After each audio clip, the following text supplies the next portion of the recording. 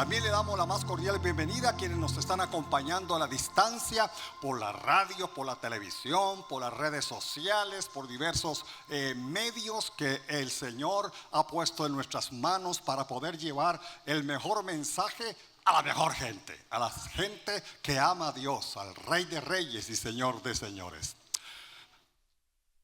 Iglesia, hoy quiero hablarles de un tema que he titulado Mi Fundamento. Y va a estar basado en una parábola, la parábola del hombre insensato y el hombre prudente, o la parábola de los fundamentos. Pero antes de esto, yo quiero compartir con ustedes algo que hemos experimentado siempre. Vivimos en un país sísmico, vivimos en un país donde, el temblor es casi el pan de cada día, ¿verdad? En esta situación y en esta forma en la que nosotros estamos acostumbrados, yo he visto siempre y he clasificado a las personas en tres tipos cuando hay un temblor.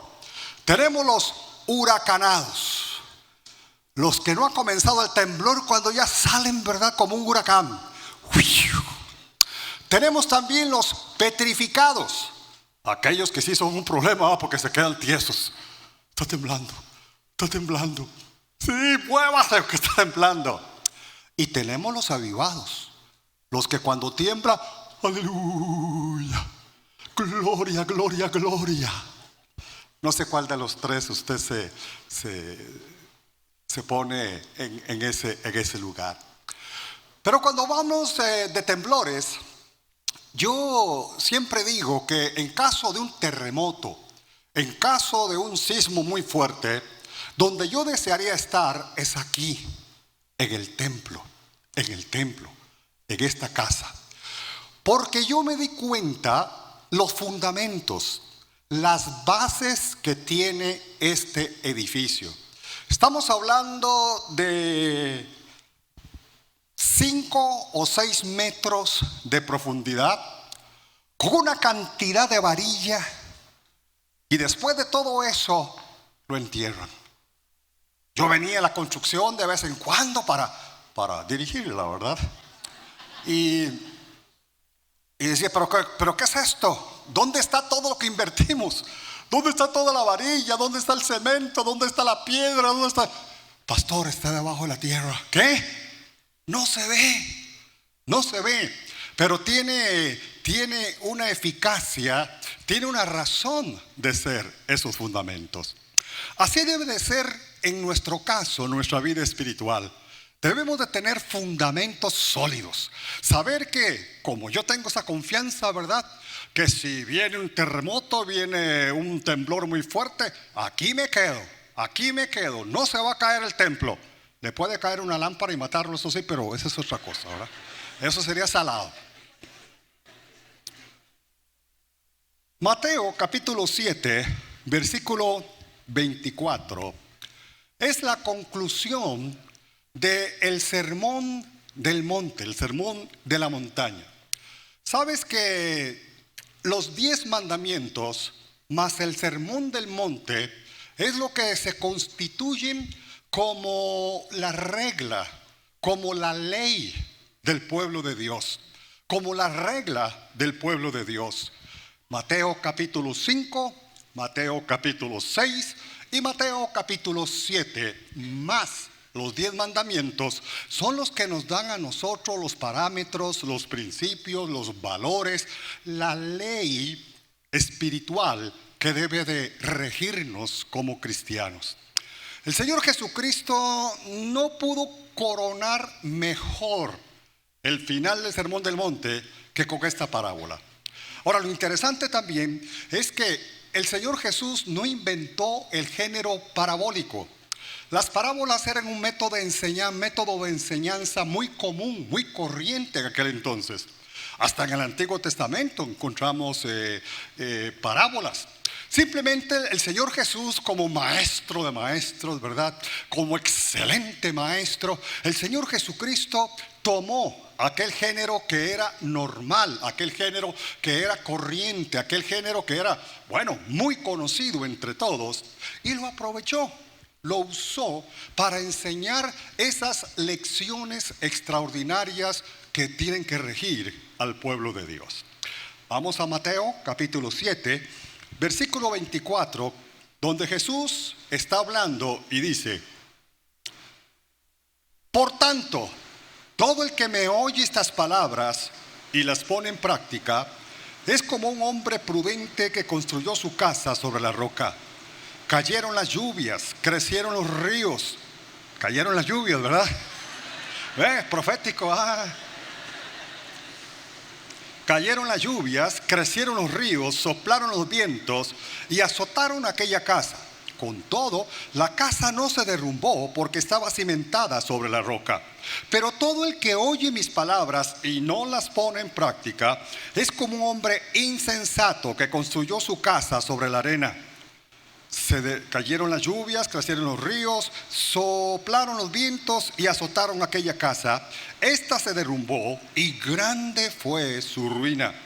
Cuando Jesús terminó de decir estas cosas, las multitudes se asombraron de su enseñanza, porque enseñaba como quien tenía autoridad y no como los maestros de la ley. Entonces esta parábola Jesús la utiliza como poniendo la cereza en el pastel, para poder enseñar lo que Él quería dejar en el corazón de sus discípulos, de aquellos que le seguían. Lo primero que encontramos es el hombre prudente, como dice el versículo 24. Todo el que oye estas palabras y las pone en práctica es como un hombre prudente que construyó su casa sobre la roca. Uno que construye sobre la roca. Ahora nota que dice edificó su casa. Eso me habla de un proceso personal. Y aquí la lección que encontramos es que nadie puede hacer lo que a mí me compete hacer. La vida cristiana es algo personal. Yo no puedo poner gente a que ore en lugar mío. Yo no puedo poner gente a que lea la Biblia en lugar mío. No puedo pedirle a la gente que ayune en lugar mío. Lástima, ¿verdad? No puedo decirle a la gente que se congregue en lugar mío. Hay cosas que me competen a mí. Hay cosas que soy yo el que tengo que hacer. Orar, leer la Biblia, congregarme, vivir una vida cristiana de bendición conforme a lo que Dios ha enseñado en su palabra. Cosas que son mías, cosas que son personales y yo tengo que asumirlas. Mi vida no puede depender de otros.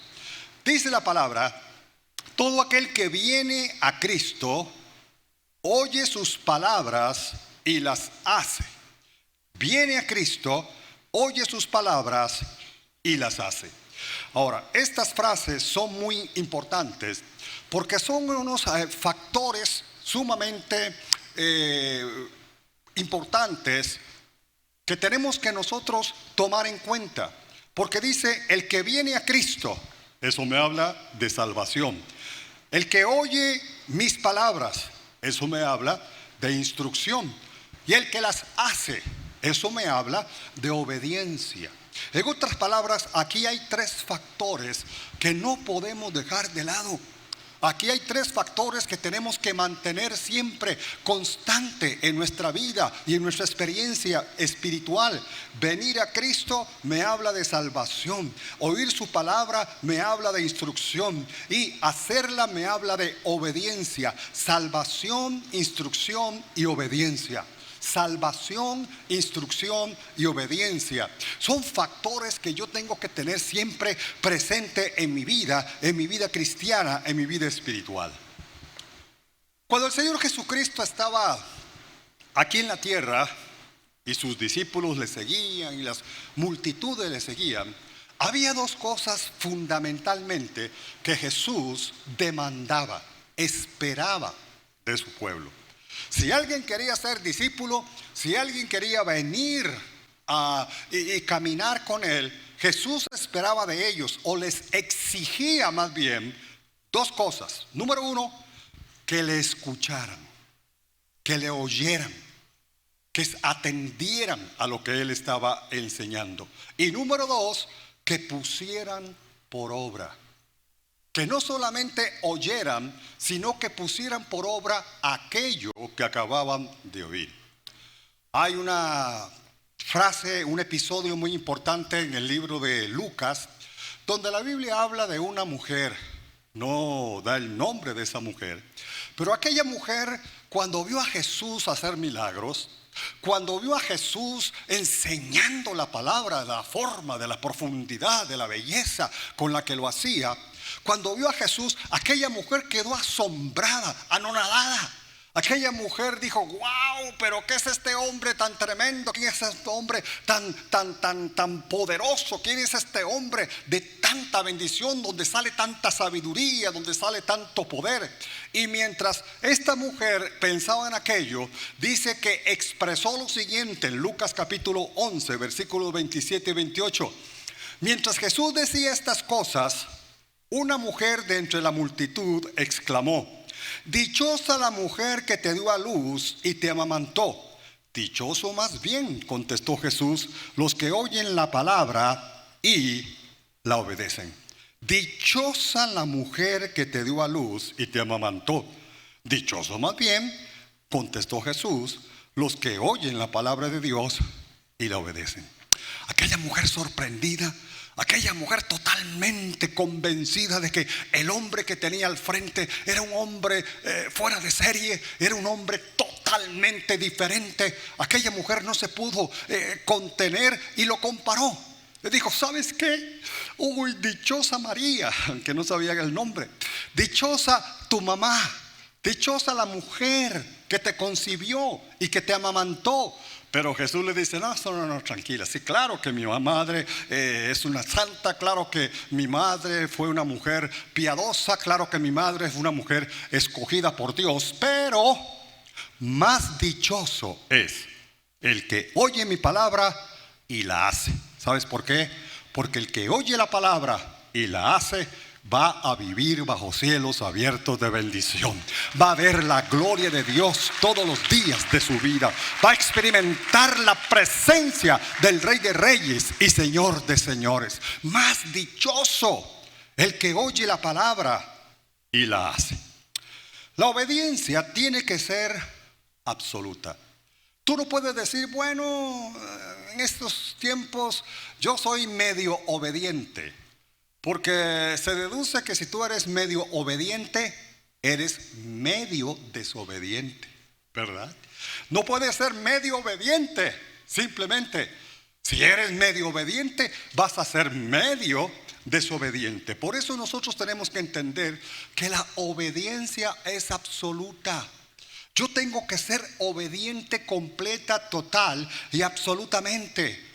Yo tengo que ser una persona que de verdad, conforme a la palabra de Dios, obedece esa palabra. En Santiago, capítulo 1, versículo 22, el apóstol dice: no se contenten solo con oír la palabra, pues así se engañan ustedes mismos. Llévenla a la práctica. No se contenten solo con oír la palabra, pues así se engañan ustedes mismos. Llévenla a la práctica. ¿Cuántas veces nos estamos autoengañando? ¿Cuántas veces estamos viviendo de verdad ese tipo de engaño en nuestra vida? ¿Qué creemos que estamos haciendo las cosas bien? ¿Qué creemos que somos cristianos idóneos? ¿Qué creemos que somos un dechado de espiritualidad y de santidad? Jesús le dice: no. No se quejen, no se dejen, no se conformen solamente con oír la palabra, porque se están engañando a sí mismos. Tienen que ponerla en práctica. Por eso Jesús dice: el que viene, el que oye y el que practica. El que viene, el que oye y el que practica. El versículo 25 nos dice: cayeron las lluvias, crecieron los ríos, soplaron los vientos y azotaron aquella casa. Y con todo, la casa no se derrumbó porque estaba cimentada sobre la roca. Sin duda, el hombre prudente es el hombre que va a resistir, porque su vida espiritual, su casa espiritual está fundada, está establecida sobre la roca. Hay disciplinas espirituales que nosotros tenemos que tener siempre presentes y que tenemos que cumplirlas. En Lucas, esta misma parábola, pero en el Evangelio según San Lucas dice de el hombre cavó y ahondó. ¿Qué me suena cavar y ahondar? Me suena de esfuerzo, suena a sacrificio, que hay que sudarse la frente, hay que cavar, hay que ahondar. ¿Sabes? Las cosas de bendición, las cosas que valen la pena siempre tienen un precio. Las cosas que valen la pena siempre valen más. Hay un precio que pagar, esfuerzo, sacrificio. Hay esfuerzos en nuestra vida que nunca van a pasar desapercibidos delante del Señor. Si tú eres una persona que te esfuerzas, voy a esforzarme para venir a la casa de Dios, voy a esforzarme para orar, voy a esforzarme para servir al Señor, voy a esforzarme para ser un cristiano de verdad como tiene que ser. Ese esfuerzo no va a pasar desapercibido por el Señor, porque la Biblia me enseña que Dios honra a aquellos que le honran. Honra a Dios y Dios te va a honrar a ti todos los días de tu vida. Aleluya. Por otro lado, versículos 26 y 27, aparece el hombre insensato. Dice 26 y 27, pero todo el que oye mis palabras y no las pone en práctica es como un hombre insensato que construyó su casa sobre la arena. Cayeron las lluvias, crecieron los ríos, soplaron los vientos y azotaron aquella casa. Esta se derrumbó y grande fue su ruina. Grande fue su ruina.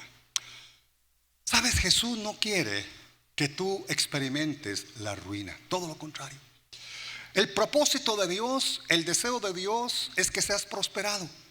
La Biblia dice, amado, yo deseo que seas prosperado en todas las cosas y que tengas salud, así como prospera tu alma. Ese es el deseo de Dios. Eso es lo que Dios quiere para ti. Dios no te quiere ver arruinado. Dios no se contenta cuando pierdes el trabajo. Dios no se alegra cuando se te cae una pared de la casa. Dios no se contenta cuando tu matrimonio no va caminando muy bien. Dios no se alegra cuando tus hijos se comienzan a portar medio mal por ahí. Ese no es el deseo de Dios, ese no es el propósito de Dios. Dios desea verte próspero, Dios desea verte bendecido, Dios desea verte en victoria todos los días de tu vida. Ese es el deseo de Dios, y si lo crees, así lo vas a experimentar y así lo vas a vivir. Aleluya. Va a resistir, va a resistir. Ahora, es interesante porque la Biblia habla de un hombre insensato, a diferencia de un hombre ignorante. ¿Quién es una persona insensata? El que sabe lo que tiene que hacer, pero no lo hace. Yo sé que tengo que ir a la iglesia, pero no viene. Yo sé que tengo que servir al Señor, pero no sirve. Yo sé que tengo que vivir una vida cristiana en santidad, pero no lo hace. Entonces, una cosa es ser insensato, otra cosa es ser ignorante. Una persona ignorante es la que no sabe qué tiene que hacer. Y la verdad es que Jesús, o la palabra de Dios, me enseña, me refleja que Dios tiene una misericordia muy especial por la persona que es ignorante, porque la persona que es ignorante, que nunca ha escuchado la palabra, que nunca se congrega, que no conoce cuál es el deseo de Dios, que no sabe nada de los mandamientos, que no sabe nada del sermón del monte. El Señor Jesús sabe que la ignorancia es algo que la persona no tiene la culpa. Por eso Jesucristo dijo, conoceréis la verdad y la verdad os hará libres. Él está esperando que la persona que ignora sea una persona que venga a la luz, que se le revele la palabra de Dios, que vea la verdad de Dios. Pero el insensato, el Señor dice, insensato. El insensato sabe lo que tiene que hacer, pero no lo hace. Sabe lo que tiene que hacer, pero no lo hace. Hizo toda la mecánica de la construcción, pero sobre mal fundamento. Hizo toda la mecánica de la construcción, pero sobre un fundamento erróneo. ¿Por qué? Hizo lo mismo que hizo el prudente. El prudente cavó, el prudente trabajó, el prudente trajo sus materiales, el prudente estableció sobre la roca. Él hizo lo mismo, pero con diferentes resultados. ¿Por qué? Porque lo que él hizo era simplemente en apariencia. En apariencia la casa estaba firme. La gente decía: ¡ay, qué linda tu casa! ¡Qué lindo ese edificio! ¡Qué lindo que construiste esa casa! ¡Qué lindo que tu casa se ve tan bella, tan hermosa! Pero en el momento de la prueba, porque mi amado, tengo una buena noticia para ti. Es buena, no es mala. La prueba va a venir. Quieras o no, ores o no, ayunes o no, te consagres a Cristo o no, seas liguista o no. La prueba nos ataca mucho. Esa sí es una prueba. No, yo creo que ya es un aguijón, no es una prueba. En apariencia es igual, pero en el momento de la prueba, ¡pum!, se cae. Eso no es lo que quiere el Señor para ti. Lo que el Señor quiere para ti es que cuando vengan las lluvias, cuando sople el viento, cuando vengan los ríos, tú te mantengas firme y puedas decir: yo sé en quién he confiado, yo sé que mi Redentor vive, yo sé que Dios está conmigo y mi casa no va a caer. Aleluya. Qué bueno es el Señor.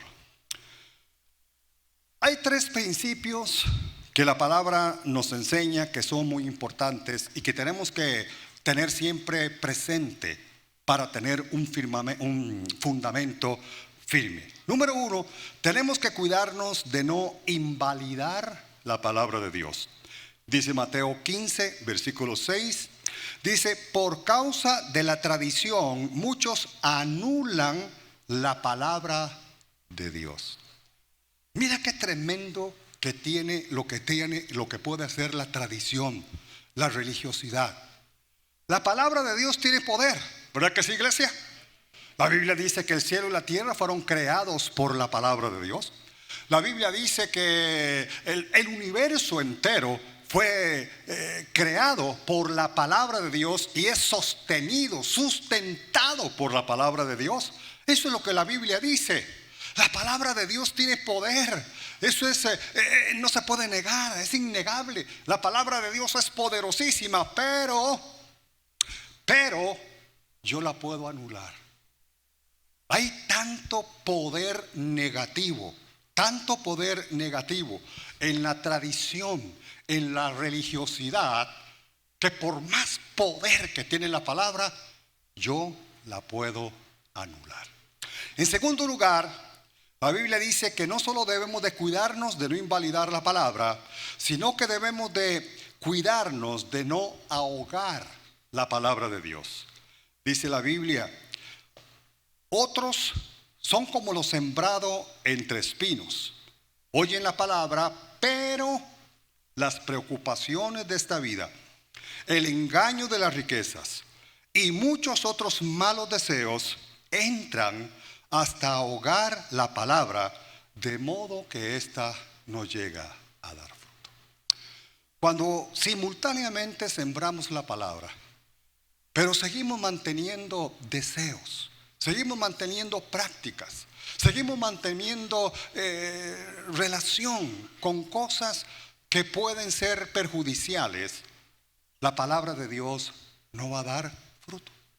Y en tercer lugar, no solo debemos de cuidarnos de no invalidar, de no ahogar, sino debemos de cuidarnos de no desaprovechar la palabra de Dios. Hebreos capítulo 4, versículo 2 dice: pero el mensaje que escucharon no les sirvió de nada, porque no se unieron en la fe a los que habían prestado atención a ese mensaje. No les sirvió de nada porque no habían prestado atención a ese mensaje. Sabes, cuando oyes la palabra, tienes que ponerle fe. Hay que oír con fe. Cuando tú vienes a la iglesia, cuando estás escuchando un mensaje de la palabra de Dios, cuando estás siendo edificado por la palabra, como en esta oportunidad aquí, tú tienes que ponerle fe. Porque si tú comienzas a decir, bueno, yo no creo eso. No, eso es mentira. No, quién sabe de dónde se lo sacó el pastor, que dame ese líder mío, de dónde se le ocurrió tal cosa. Si oyes sin fe, ese oír no va a valer para nada. Pero si oyes con fe, porque la Biblia dice que la fe viene por el oír de la palabra de Dios. Cuando oyes por fe, con fe, cuando oyes con fe, esa fe se va a desatar en tu corazón, y con esa fe de tu corazón vas a poder ver los más extraordinarios milagros del poder de Dios. Señales, maravillas, prodigios, bendición y prosperidad. Gloria a Dios.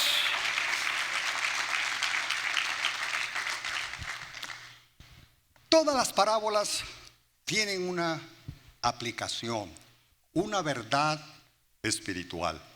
El Señor Jesucristo quería enseñar una verdad. Cualquier hombre en el Antiguo Testamento, en el Nuevo Testamento, que enseñaba una parábola, siempre se preocupaba porque tuviese una conclusión, una razón de ser. ¿Y por qué fue que me enseñó esa parábola? ¿Por qué voy a enseñar esta parábola? ¿Por qué razón voy a compartir esta parábola? No era que Jesús andaba ahí en el día diciendo, bueno, ¿qué enseño? ¿Qué me saco de la manga? ¿De dónde invento algo? No. Jesús quería enseñar una verdad espiritual. Entonces usaba una parábola que tenía una conclusión espiritual, una razón de ser. En primer lugar, me habla de que el oír, amar y obedecer la palabra siempre va a traer bendición. Juan capítulo 15, versículo 7 dice, si permanecen en mí y mis palabras permanecen en ustedes, pidan lo que quieran y se les concederá.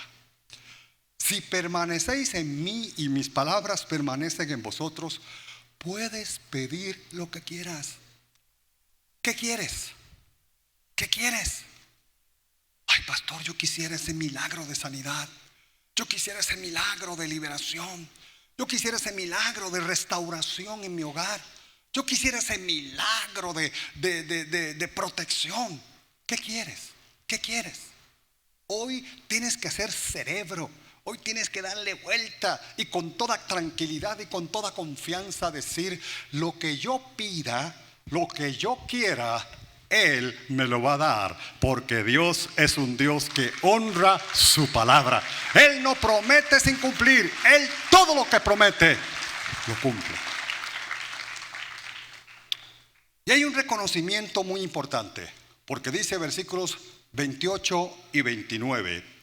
Cuando Jesús terminó de decir estas cosas, las multitudes se asombraron de su enseñanza, porque enseñaba como quien tenía autoridad y no como los maestros de la ley. No como los maestros de la ley. ¿Qué hizo que los discípulos y que la gente que le seguía se asombraran? Porque Jesús enseñaba con autoridad.